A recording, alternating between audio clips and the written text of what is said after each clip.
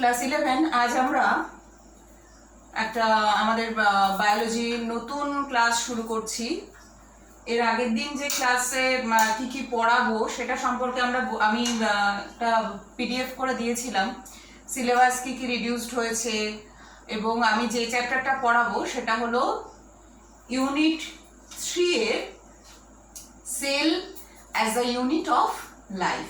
ঠিক আছে, কোষ জীবনের মূল একক, এই চ্যাপ্টারটা আমি পড়াবো এবং এই চ্যাপ্টারের কোন কোন টপিকসগুলো এইবারের সিলেবাস থেকে অর্থাৎ 11-এ তোমাদের যে ফাইনাল পরীক্ষা হবে সেখান থেকে কোনগুলো বাদ দেওয়া হয়েছে সেগুলো আমি আগের দিনে যে পিডিএফটা পাঠিয়েছিলাম তাতে বলেছিলাম বা লিখে দিয়েছিলাম। এছাড়াও তোমরা এমনি ইয়েতে দেখে নিতেই পারবে, ইন্টারনেটে দেখে নিতেই পারবে যে কতটা কমানো হয়েছে। যাই হোক, আমরা শুরু করব সেল। তো প্রথমেই আমাদের যেটা জানতে হবে সেটা হচ্ছে হোয়াট ইজ সেল। সেলটা কি? সেল হলো it is a fundamental structural and functional unit of all living organisms. অর্থাৎ যে কোনো সজীব কোনো অর্গানিজম তার গঠনগত এবং কার্যগত একক হলো কোষ। ঠিক আছে, বোঝা গেল? তাহলে it is a fundamental structural and functional unit of living organism. যে কোনো লিভিং অর্গানিজমের গঠনগত এবং কার্যগত যে ইউনিট সেটাই হলো সেল। ঠিক আছে, তো সেল এটা কিন্তু একটা খুব ছোট্ট জিনিস। এই আমাদের যে শরীর, বা আমরা তো বহুকোষী জীব, তো আমাদের এই শরীরটা তৈরি হতে প্রচুর আমরা যখন আমাদের সৃষ্টি হয় অর্থাৎ একটা ভ্রূণ তৈরি হয়, জাইগোট থেকে আমাদের আস্তে আস্তে আস্তে আস্তে একটা ভ্রূণ ডেভেলপ করে। ঠিক আছে, একটা ওভাম আর একটা স্পার্মের মিলনের ফলে জাইগোট তৈরি হয়। সেই জাইগোটটা হচ্ছে ওয়ান সেলড থাকে, ওয়ান সেলড, একটা কোষ। সেই একটা কোষ থেকে আজকে আমাদের শরীরে কোটি কোটি কোষ, ঠিক আছে, অগন্তি কোষ। সে একটা কোষ থেকে আস্তে আস্তে আস্তে আস্তে ডেভেলপ হয়েছে। তো এই যে আমাদের শরীর এত কোষ দিয়ে, বা এই যে কোষ, এই ব্যাপারটা কি করে আবিষ্কার হলো? তো কোষটাকে কিন্তু খালি চোখে দেখা সম্ভব নয়। ঠিক আছে, এত ছোট কোষের আকার বা কোষের আয়তন এত ছোট যে সেটা কিন্তু খালি চোখে দেখা সম্ভব নয়। তো প্রথম যে মাইক্রোস্কোপ, সেটা দেখো এখানে, the first microscope was built by Zacharias Janssen। হ্যাঁ, এবং এরপরে গ্যালিলিও সে ওই মাইক্রোস্কোপটাকে একটু মডিফাই করেছিল। হ্যাঁ, আর রবার্ট হুক, এই নামটা আমরা শুনেছি, Robert Hooke developed a new microscope and studied internal structure of many plants। তো রবার্ট হুক তিনি নতুন একটা অণুবীক্ষণ যন্ত্রের সাহায্যে উনি ডেভেলপ করেছিলেন সেই অণুবীক্ষণ যন্ত্র, এবং সেটার সাহায্যে উনি কি করেছিলেন না, অনেক প্লান্টের যে ইন্টারনাল স্ট্রাকচার সেগুলোকে স্টাডি করেছিলেন। হলো, এবার এই রবার্ট হুক যার কথা আমরা বললাম, সেই রবার্ট হুক সম্পর্কে তিনি কি কি করেছিলেন সেটা সম্পর্কে আমরা একটু জানবো। বলা হচ্ছে 1665 রবার্ট হুক রোট আ বুক মাইক্রোগ্রাফিয়া। উনি একটা বই লিখেছিলেন যেটার নাম হলো মাইক্রোগ্রাফিয়া, 1665 খ্রিস্টাব্দে। He observed a slice of cork and found honeycomb structure with a number of compartments named cell। উনি কর্কের একটা প্রস্থচ্ছেদ, কর্ক, হ্যাঁ, তো কর্কের একটা স্লাইস অর্থাৎ একটা প্রস্থচ্ছেদ, সেটাকে উনি ওনার ওই মাইক্রোস্কোপে পর্যবেক্ষণ করেছিলেন। এবং পর্যবেক্ষণ করে উনি সেখানে মৌচাকের যে কুঠুরিগুলো, সেই রকম দেখতে অনেকগুলো রকম কুঠুরি দেখতে পেয়েছিলেন, অনেকগুলো রকম ছোট ছোট ছোট ছোট কুঠুরি দেখতে পেয়েছিলেন, যেটা মৌচাকের ওই কুঠুরিগুলোর মতো বা প্রকোষ্ঠগুলোর মতো দেখতে। সেই কম্পার্টমেন্টসগুলোকে উনি নাম দিয়েছিলেন কি না সেলস। ঠিক আছে, the cells of hook actually were the cell wall enclosing spaces left by dead protoplast. এইবার আমাদের জানতে হবে যে রবার্ট হুক যেই কোষটা আবিষ্কার করলেন সেটা কিন্তু সজীব কোষ ছিল না, সেটা ছিল একটা মৃত কোষ। তাহলে মৃত কোষ, সজীব কোষ আর মৃত কোষের মধ্যে পার্থক্য, মেন পার্থক্য কোন জায়গায় থাকে না, সজীব কোষ মানে তার ভেতরে প্রোটোপ্লাজম আছে, আর মৃত কোষ মানে তার ভেতরে প্রোটোপ্লাজম নেই। তার কর্ক সেল এটা একটা প্লান্ট সেল। ঠিক আছে, তো প্লান্ট সেলের বাইরে আমরা কি জানি, আউটার কাভারিং হচ্ছে সেল ওয়াল। আমরা ক্লাস 8 থেকে সেল পড়ে আসছি, তাই তো? আমরা তো এটা জানি যে প্রাণী কোষের বাইরে শুধুমাত্র প্লাজমা পর্দা থাকে বা কোষ পর্দা থাকে, আর উদ্ভিদ কোষের ক্ষেত্রে দুটোই থাকে, প্লাজমা পর্দাও থাকে, কোষ পর্দাও থাকে। তো রবার্ট হুক যেটা আবিষ্কার করেছিলেন সেটা হচ্ছে মৃত কোষ। তার ফলে মৃত কোষ যেহেতু ভেতরে কোনো প্রোটোপ্লাজম ছিল না, কিন্তু বাউন্ডারিটা ছিল, বাউন্ডারিটা হচ্ছে সেল ওয়ালের বাউন্ডারি। তাহলে আমরা কি দেখলাম, the cells of Hooke actually were the cell wall. ওগুলো কিন্তু সেল ছিল না, মানে সেল বাট মৃত সেল। সেল ওয়ালটাই শুধু, সেটাকেই উনি দেখেছেন, ভেতরে কিন্তু কোনো প্রোটোপ্লাস্ট ছিল না। ঠিক আছে, the cells of Hook actually were the cell wall enclosing spaces left by dead protoplast. Dead protoplast অর্থাৎ মৃত যে প্রোটোপ্লাস্ট নেই, সেই ফাঁকা জায়গাটাকে এনক্লোজ করে আছে যে সেল ওয়াল, সেটাকেই উনি অণুবীক্ষণ যন্ত্রের সাহায্যে পর্যবেক্ষণ করেছিলেন। ক্লিয়ার?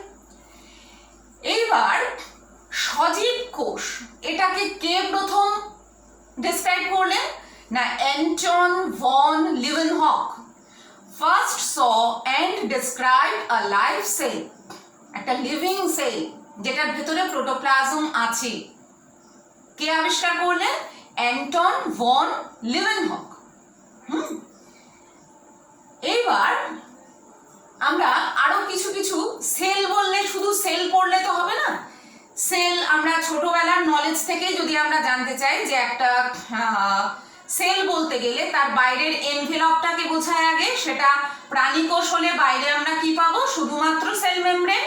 আর যদি উদ্ভিদ কোষ হয় তাহলে আমরা সেল ওয়াল পাবো আগে, তারপরে বাইরে থেকে ভেতরে যদি ঢুকি আগে বাইরে পাবো সেল ওয়াল, তারপরে পাবো সেল মেমব্রেন, তারপরে ভেতরে পাবো প্রোটোপ্লাজম। প্রোটোপ্লাজমটা আবার দুটো ভাগ আমরা পাই, একটা হচ্ছে সাইটোপ্লাজম আর একটা হচ্ছে নিউক্লিয়াস। সাইটোপ্লাজম আর নিউক্লিয়াস নিয়ে যেটা, সেটা হচ্ছে প্রোটোপ্লাজম। সাইটোপ্লাজমের ভেতরে আরো অনেক সেল অর্গানেলস থাকে, এই সবগুলো কিন্তু আমরা আগেই জানি, ক্লাস 8, 9 অনেকবার পড়েছি সেল। তো রবার্ট ব্রাউন বলে একজন বিজ্ঞানী later discovered the nucleus in the cells of orchid root. Robert Brown অর্কিডের রুট নিয়ে উনি পরীক্ষা নিরীক্ষা করতে গিয়ে উনি কি দেখলেন না, কোষের ভেতরে নিউক্লিয়াসের উপস্থিতি উনি টের পেলেন। তারপর কি বলেছেন, দুজারদিন বলে একজন বিজ্ঞানী discovered the living semi fluid substances of cell which was named sarcode. Dujardin উনি কি দেখলেন না, ওই সেল মেমব্রেনের ভেতরে একটা সেমি ফ্লুইড অর্ধ তরল একটা সাবস্টেন্সের অবস্থান উনি দেখতে পেলেন, একটা সাবস্টেন্স আছে এটা উনি দেখতে পেলেন। কে না, দুজারদিন। উনি সেই অর্ধ তরল যে পদার্থটা সেটার নাম উনি দিলেন সার্কোড। ঠিক আছে, কি নাম দিলেন না, সার্কোড। ঠিক আছে, তারপর বিজ্ঞানী পার্কিনজি ওই যেটাকে দুজারদিন সার্কোড বলেছিলেন, পার্কিনজি সেটাকে রিনেমড করলেন, আবার করে নাম দিলেন সার্কোডকে। কি নাম দিলেন না, প্রোটোপ্লাস্ট, যেটা নিয়ে আমরা বলছি প্রোটোপ্লাস্ট বা প্রোটোপ্লাজম। ক্লিয়ার? এইবার আমরা একটু যাব সেল থিওরি। সেল থিওরিটা কিন্তু আমাদের আছে, সিলেবাস থেকে রিডিউসড হয়নি, সেল থিওরি আমাদের পড়তে হবে। তো এই সেল থিওরি পড়তে গিয়ে আমাদের দুজন বিজ্ঞানীর নাম একদম মুখস্থ করে ফেলতে হবে, মনে রাখতে হবে। দেখো লেখা আছে Schleiden and Schwann together formulated the cell theory. এরা এই দুজন বিজ্ঞানী, এরা দুজনে মিলে একটা তত্ত্ব প্রকাশ করলেন, একটা থিওরি, যেটা সেল কিভাবে তৈরি হয়, কি কি ব্যাপার, এর ভেতরে কি কি আছে, কি কাজ, মোটামুটি একটা ধারণা ওনারা দিতে চেষ্টা করলেন, যেটাকে বলা হয় সেল থিওরি। ঠিক আছে, এইবার একটু জানি এই স্লেডেন এবং সোয়ান তারা কি করেছিলেন না। ইন 1838 ম্যালথিয়াস স্লেডেন, উনি ছিলেন একজন জার্মান বটানিস্ট। উনি বটানিস্ট মানে কি, বটানিস্টরা কি করে, তারা প্ল্যান্টের উপরে এক্সামিন সব পরীক্ষা নিরীক্ষা করে, আর জুলজিস্ট যারা তারা কি করে, বিভিন্ন প্রাণীর উপরে পরীক্ষা নিরীক্ষা করে।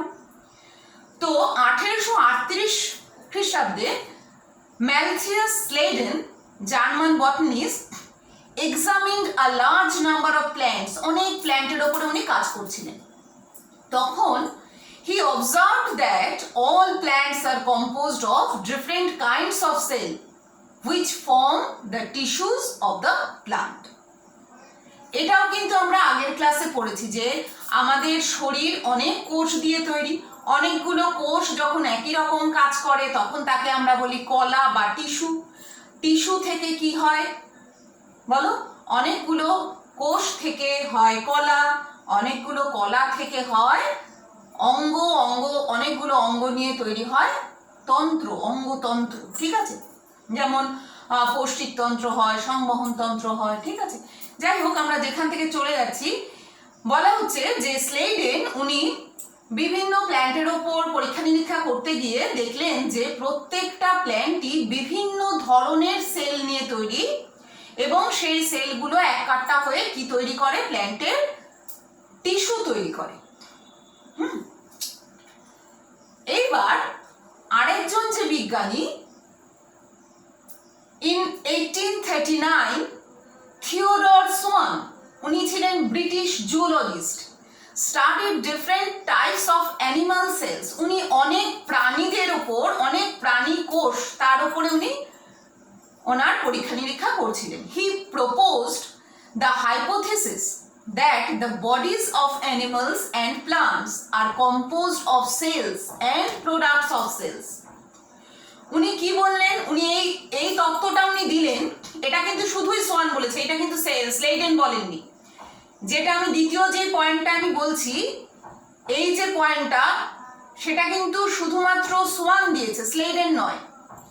Schwann proposed the hypothesis that the bodies of animal and plants are composed of cell. অনেক সেল দিয়ে প্ল্যান্ট বলো বা অ্যানিমাল বলো তার বডিটা তৈরি হয়, অনেক সেল অথবা প্রোডাক্টস অফ সেল, সেল থেকে যে সেলগুলো তৈরি হচ্ছে, এটা উনি অবজার্ভ করেন এবং উনি এই হাইপোথিসিসটা দেন, উনি এটা বলেন, এটা এই তত্ত্বটা উনি দিলেন।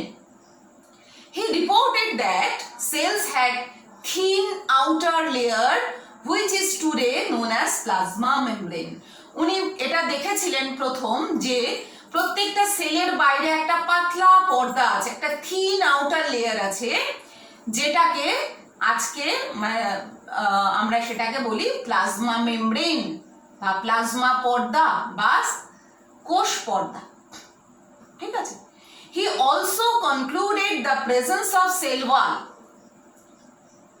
উনি তো দুটো সেলের উপরেই কাজ করেছেন, অ্যানিমাল সেলও দেখেছেন, প্লান্ট সেলও দেখেছেন। উনি এটাও বলেন যে প্লান্ট সেলের বাইরে কিন্তু সেল মেমব্রেন ছাড়াও আরো আরেকটা আউটার মোস্ট লেয়ার আছে, যেটাকে উনি সেল ওয়াল বলে রিপ্রেজেন্ট করেন। He also concluded the presence of cell wall as a outermost layer in the plant cells. ঠিক আছে, তাহলে কি দাঁড়ালো, উনি কি কি করলেন না, বিভিন্ন অ্যানিমাল সেলস এর উপরে উনি পর্যবেক্ষণ করেছেন, অনেক রকম পরীক্ষা নিরীক্ষা করেছেন, এবং এটাও বলেছেন যে অ্যানিমাল বা প্লান্ট যাই বলো তাদের শরীর কি দিয়ে তৈরি হয়, অসংখ্য কোষ অথবা প্রোডাক্টস অফ সেল, এবং অর্থাৎ এক কোষ থেকে যা যা তৈরি হচ্ছে সেই সব জিনিস দিয়ে তৈরি হয়, কোষ থেকে কোষই তৈরি হয়। He reported that cells had thin outer layer, এবং উনি এটাও বলেন যে কোষের বাইরে একটা পাতলা পর্দা আছে, যেটাকে আজকের দিনে আমরা বলি প্লাজমা পর্দা বা কোষ পর্দা। He also concluded the presence of cell wall as a outermost layer in the plant cells. এবং উনি এটাও বলেন যে প্ল্যান্ট সেলের ক্ষেত্রে কিন্তু প্লাজমা মেমব্রেন ছাড়াও আরো আরেকটা পর্দা আছে, আউটারমোস্ট লেয়ার, যেটাকে বলা হয় সেল ওয়াল। এবার আমরা এই সেল থিওরির ফান্ডামেন্টাল ফিচার্স গুলো পড়বো, বেসিক যে ফিচার্স গুলো সেল থিওরিতে এই দুই বিজ্ঞানী কি কি বলেছিলেন সেটা সম্পর্কে আমরা একটু জানবো। ওখানে ওনারা বলেছিলেন যে organisms are composed of different types of cells and their products. বলছে যে কোনো অর্গানিজম, সজীব যে কোনো অর্থাৎ যে কোনো জীব, হ্যাঁ, সেই জীব তার শরীর তৈরি হয় অসংখ্য কোষ দিয়ে অথবা different types of cells and their products. ঠিক আছে? Each cell is made of a small mass of protoplasm. প্রত্যেকটা সজীব কোষ হলে সেই কোষের ভেতরে একটা স্মল মাস অফ প্রোটোপ্লাজম থাকবে, যেটাকে সে সেমি ফ্লুইড বা অর্ধতরল, having a nucleus in its inside and is surrounded by a plasma membrane with or without a cell wall on its outside. বলছেন যে প্রত্যেকটা কোষের ভেতরে একটা মাস অফ প্রোটোপ্লাজম থাকবে, তার ভেতরে একটা নিউক্লিয়াস থাকবে এবং এই গোটা প্রোটোপ্লাজমটা বাইরে একটা পর্দা দ্বারা আবৃত থাকবে যেটার নাম প্লাজমা মেমব্রেন। আর কি বলেছে? With or without cell wall. Cell wall থাকতেও পারে, নাও থাকতে পারে। সেল ওয়াল যদি না থাকে তাহলে সেটা প্রাণী কোষ, আর যদি থাকে তাহলে সেটা উদ্ভিদ কোষ। সেই জন্য বলা আছে with or without cell wall. ঠিক আছে? New cells arise from pre existing cells, অর্থাৎ নতুন কোষ তার পূর্বতন কোষ থেকে উৎপত্তি হয়। নতুন কোষগুলো কি হয়? তার মাতৃকোষ থেকে উৎপন্ন হয়, এটা আমরা জানি। কোষ ডিভাইড হয়ে হয়ে আরো অসংখ্য কোষ তৈরি হয়। আমরা যেটা বললাম একটু আগে যে আমাদের যে উৎপত্তি জাইগোট থেকে, জাইগোট ছিল ওয়ান সেল থেকে আমরা এখন কি মাল্টি সেলুলার অর্গানিজম, আমাদের প্রচুর প্রচুর কোষ। তো কিন্তু আমাদের আমাদের জীবনটা শুরু হয়েছিল কিন্তু একটা কোষ থেকেই, জাইগোট। হ্যাঁ, তো সেখান থেকে ডিভিশন হয়েছে। সেই জন্য বলা আছে কি new cells arise from pre existing cells. এগুলো হচ্ছে ওনারা তার থিওরিতে বলেছেন।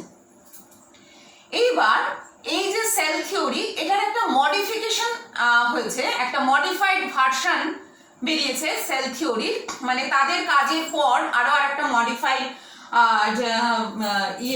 কি বলে সেল থিওরি যেটা বেরিয়েছে, সেটার যদি আমরা একটু দেখতে যাই, সেখানে আমরা যেগুলো দেখব, দেখো ফার্স্ট পয়েন্টে বলা আছে bodies of all living beings are made up of cells and their products.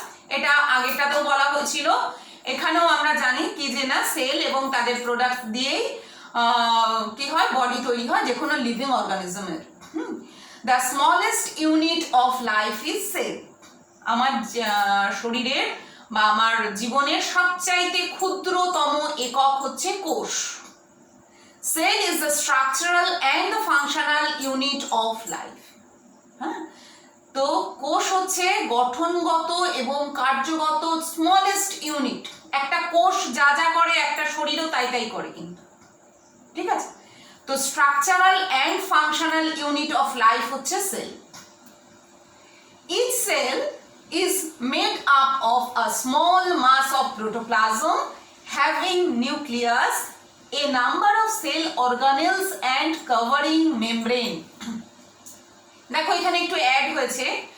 আগে যেটা আমরা পড়লাম যে সেল থিওরি, সেখানটা কিন্তু কি বলেছিলাম যে এটাও বলেছিলাম যে একটা স্মল মাস অফ প্রোটোপ্লাজম থাকে, সেখানে নিউক্লিয়াস থাকে, নাম্বার অফ সেল অর্গানেলস, এই কথাটা কিন্তু এখন বললাম। নাম্বার অফ সেল অর্গানেলস থাকে একটা সেলের মধ্যে। কি কি সেল অর্গানেলস আমরা এগুলো আগের নলেজ অনুযায়ী বলি, আমাদের প্রিভিয়াস ক্লাসের নলেজ অনুযায়ী কি থাকে। একটা কোষের ভেতরে মাইটোকন্ড্রিয়া থাকতে পারে, সেন্ট্রোজোম থাকে, গলগি বডিজ থাকে, এন্ডোপ্লাজমিক রেটিকুলামস থাকে, রাইবোজোমস থাকে, বিভিন্ন মাইক্রোবডিজ থাকে।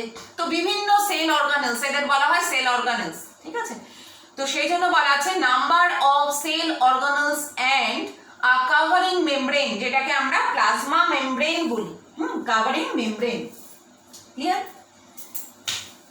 এইবার তার পরের পয়েন্ট কি বলছে? Cells belonging to different organisms and different regions of the same organisms। বলছে বিভিন্ন অর্গানিজমের থেকে যদি আমি সেল কালেক্ট করি অথবা কোনো একটা নির্দিষ্ট অর্গানিজমের শরীরের বিভিন্ন জায়গা থেকে যদি আমি সেল কালেক্ট করি, ধরো স্কিন থেকে সেল কালেক্ট করলাম, লিভার থেকে সেল কালেক্ট করলাম, এরকম যদি করি, কি বলা হচ্ছে, সব সেলস আর ফান্ডামেন্টালি সিমিলার, গঠনগতভাবে মানে বেসিক ব্যাপারটা সেল মাত্রই এক হবে। তুমি সেটা বিভিন্ন অর্গানিজমস থেকে নাও অথবা একই অর্গানিজমের বিভিন্ন রিজিয়ন থেকে নাও, স্কিন থেকে নাও বা লিভার থেকে নাও বা আদার্স অন্য জায়গা থেকে নাও, সেলের যে ফান্ডামেন্টাল যে বেসিক যে ব্যাপারটা সেটা কিন্তু একই থাকে, fundamentally similar in their structure, chemical composition and metabolism. অর্থাৎ একটা সেলের যে স্ট্রাকচার যেরকম হওয়া উচিত, তার যে কেমিক্যাল কম্পোজিশন অর্থাৎ তার ভেতরে যা যা জিনিস থাকা উচিত, কেমিক্যাল মানে অর্থাৎ রাসায়নিক যে গঠন, আর হচ্ছে মেটাবলিজম, এই সবগুলোর দিক থেকে বিচার করতে গেলে তুমি বিভিন্ন অর্গানিজমের থেকে সেল নাও অথবা একই অর্গানিজমের বিভিন্ন জায়গা থেকে সেল নাও, তারা কিন্তু মোর অর লেস সিমিলারই হয়। Fundamentally they are similar in their structure, chemical composition and metabolism. Clear? এইবার দেখো এই যে সেল থিওরি ওরা দিলেন, এর মধ্যে কিছু কিছু সীমাবদ্ধতা বা কিছু কিছু ব্যতিক্রম আছে, অবজেকশন টু সেল থিওরি। এদের দেওয়া যে কোষতত্ত্ব সেগুলো সবাই কিন্তু সেইগুলোকে ফুলফিল করে না। যেমন ভাইরাসকে আমরা কি বলি, অকোষীয় জীব ও জড়ের মধ্যবর্তী পর্যায়ের একটা বস্তু বলি আমরা, তাই তো? তো ভাইরাস কিন্তু কোষতত্ত্বকে সাপোর্ট করে না, কোষতত্ত্বে যা যা বলা হয়েছে ভাইরাস কিন্তু সেটাকে ফুলফিল করে না সেই ক্রাইটেরিয়া গুলো। ভাইরাসের দেহে প্রকৃত প্রোটোপ্লাজম থাকে না, তাহলে ভাইরাসকে আমরা সেল বলতে পারবো না। দেখেন কি বলেছে, virus do not have cell machinery yet they are considered to be an organism। তারা একটা অর্গানিজম হিসেবে ট্রিট করা হয়, বাট তারা কিন্তু কোনো সেলুলার মেশিনারি তাদের মধ্যে থাকে না। Bacteria do not possess a nucleus and many organelles also absents. তো ব্যাকটেরিয়ার মধ্যে আদর্শ কোনো নিউক্লিয়াস থাকে না, শুধু জেনেরিক মেটেরিয়ালটা, সেটাও বাইরে কোনো এনভেলপ থাকে না, এনভেলপ ছাড়া থাকে, ঠিক আছে? নিউক্লিয়াস হিসেবে থাকে না, নিউক্লিওয়েড হিসেবে থাকে। এটা যখন আমরা পরে পড়বো, ব্যাকটেরিয়া যখন পড়বো তখন আমরা জানবো। তো ব্যাকটেরিয়ার ভেতরে কিন্তু নিউক্লিয়াস নেই, মেনি সেলুলার অর্গানেলস যেগুলো সেগুলো অনেক কিছুই অ্যাবসেন্ট আছে। তো সেই জন্য ব্যাকটেরিয়াও কিন্তু সেল থিওরিতে যা বলা আছে সেগুলো পুরোপুরি ফুলফিল করে না, ঠিক আছে? এছাড়াও আমরা কি পড়েছি আগের সেল থিওরি করতে গিয়ে, কি পড়লাম, একটা কোষ থাকবে, একটা কোষের ভেতরে একটাই নিউক্লিয়াস থাকবে। কিন্তু আমরা যদি এই সব প্ল্যান্টগুলোকে দেখি, এই যে রাইজোপাস, মিউকর, এইসব ছত্রাক, ভাউকেরিয়া নামক শৈবাল, এদের মধ্যে কিন্তু অনেক নিউক্লিয়াস আছে, একটা কোষে একাধিক নিউক্লিয়াস আছে, ঠিক আছে? তাহলে এই যেগুলো, এগুলো কিন্তু সবই objection to the cell theory. Cell থিওরিকে এরা, সেল থিওরিতে আমরা যা যা পড়লাম সেই সবগুলো ক্যারেক্টারের এরা কিন্তু মেনে চলছে না, সেইগুলো অনুযায়ী, সেই সেল থিওরি অনুযায়ী সবকিছু কিন্তু এরা মানছে না। তাহলে এটা কিন্তু ব্যতিক্রম, কোষ তত্ত্বের ব্যতিক্রম, ঠিক আছে? এইবার cell, two types of cell হয় আমরা জানি, এগুলো আমাদের ছোটবেলাকার নলেজ। একটা হচ্ছে আদি কোষ আর একটা হচ্ছে আদর্শ কোষ। তো আদি কোষটাকে আমরা বলি প্রোক্যারিওটিক সেল। এখানে একটা ব্যাকটেরিয়া ছবি দেখো দেওয়া আছে, একটা প্রোক্যারিওটিক সেলের ছবি দেওয়া আছে। একটু আগে যেটা বললাম যে এদের নিউক্লিয়াস থাকে না, বাট নিউক্লিওয়েড, দেখো জেনেটিক যে মেটেরিয়াল ডিএনএ এটা আছে কিন্তু ওপেন, বাইরে কিন্তু কোনো মেমব্রেন বাউন্ড ব্যাপার নয়, অর্থাৎ নিউক্লিয়াস থাকে না। এই রকম যে অংশ, যে সেটাকে বলা হয় নিউক্লিওয়েড। আর কি থাকে, রাইবোসোমস থাকে। প্লাজমা মেমব্রেনে যে গ্রিন, আমি বলেছি গ্রিন কালারের একদম প্রোটোপ্লাজমের বাইরেই যেটা থাকে সেটা হচ্ছে প্লাজমা মেমব্রেন। তারপর দেখো সেল ওয়াল আছে, আর একদম বাইরে আছে ক্যাপসুল। প্লাজমিড, প্লাজমিড হচ্ছে আর একটা জেনেটিক মেটেরিয়াল যেটা এই নিউক্লিয়েটেড ডিএনএ ছাড়াও এক্সট্রা প্লাজমিড। এটা জেনে রাখো, এটা পরবর্তীতে আমাদের কাজে লাগবে। প্লাজমিড এই কথাটা আমরা যখন জেনেটিক ইঞ্জিনিয়ারিং পড়বো এইগুলো কিন্তু লাগবে। আর কি আছে পিলি, আর এটা হচ্ছে ভেতরে যে অর্ধতরল অংশ সেটা হচ্ছে সাইটোপ্লাজম, এটা ফ্ল্যাজেলাম। তো এটা হচ্ছে একটা প্রোক্যারিওটিক কোষ। প্রোক্যারিওটিক কোষের ভেতরে কিন্তু আদর্শ নিউক্লিয়াস থাকে না, পর্দা ঘেরা কোনো কোষ অঙ্গাণু থাকে না। এই যে রাইবোজোম, এটা একটা সেল অর্গানেল, কিন্তু রাইবোজোম কিন্তু পর্দাবিহীন কোষ অঙ্গাণু। কোনো পর্দাযুক্ত কোষ অঙ্গাণু কিন্তু প্রোক্যারিওটিক সেলের মধ্যে থাকবে না, অর্থাৎ আদর্শ নিউক্লিয়াসও থাকবে না, কোনো পর্দা ঘেরা কোষ অঙ্গাণুও থাকবে না। ঠিক আছে, এরপরে আমরা একটা ইউক্যারিওটিক সেল দেখছি। এখানে একটা অ্যানিমাল সেলের ছবি দেওয়া আছে। দেখো একটা সেল, অ্যানিমাল সেল মানে আমরা কি জানি যে অ্যানিমাল সেলের ভেতরে থাকবে এই সব যে অর্ধতরল পদার্থ, এই গোটাটা হচ্ছে প্রোটোপ্লাজম। প্রোটোপ্লাজমকে চারিপাশ থেকে ঘিরে রাখবে যে পর্দাটা সেটাকে বলা হবে প্লাজমা মেমব্রেন। ঠিক আছে, প্লাজমা মেমব্রেন, এই দেখো ভায়োলেট কালারের, দ্যাট ইজ প্লাজমা মেমব্রেন। ঠিক আছে, আর এই যে ভেতরের অংশটা, এই গোটাটাকে বলা হয় প্রোটোপ্লাজম। প্রোটোপ্লাজম মানে হচ্ছে সাইটোপ্লাজম প্লাস নিউক্লিয়াস। সাইটোপ্লাজম এবং নিউক্লিয়াস এই সবটাকে নিয়ে হয় প্রোটোপ্লাজম। তো এইবার দেখো, এটা হচ্ছে সাইটোপ্লাজম। সাইটোপ্লাজম ছাড়াও আরো অনেক পর্দা ঘেরা কোষ অঙ্গাণু আমরা এখানে দেখতে পাচ্ছি। প্রথমেই আমরা যেটা বলবো সেটা হচ্ছে নিউক্লিয়াসের কথা। এখানে একটা